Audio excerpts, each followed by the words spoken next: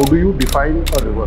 How do I define a river? Yeah. It's a living natural entity and it originates in hills. Normally, all the rivers originate in the hills and they flow along the gradient and they go to the sea. In between, it becomes a river. There are rivulets, there are streams, there are nalas, there are odas. We have categories. Like roads have categories, a main road and then tributary roads. What's a tributary? Rivers also have tributaries. So all those roads, like they join the main road. Similarly, all this water flowing, surface water, it joins a river and forms a river. So the streams, the nalas, Everything, and everything. yeah. They are part of the river system. Okay. It's also called drainage system. Natural drainage system of the earth. Okay, not the human drainage. No. Not created, artificial, no. But the natural, drainage.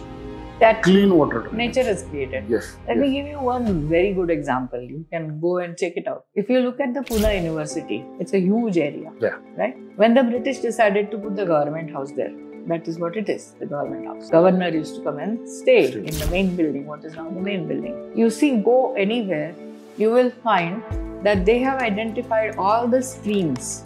Okay? You prepare a map, which we call a base map, and you identify all the streams where water flows. And what they have done is, they have made culverts on those streams and put the roads on, they cross the rivers, the streams, etc., which is there. And there are culverts. And the rest of the land, which is on a higher ground, that is where we go. So have you ever heard Pune University get flooded? The river is right there. Have you ever heard of the university getting flooded? No. Why? Because the Brits, whatever you want to say, they're very smart. They're not stupid. They protected the natural drainage. The land gets protected automatically. Very good. They must have exploited our country, but at least the environment side, they were very so much conscious. better than us. Absolutely, because they introduced forestry in India. Do you know what forestry is? No. Forestry is actually deliberately, they used to measure everything that is there because they were exploiting the forest, commercial purposes.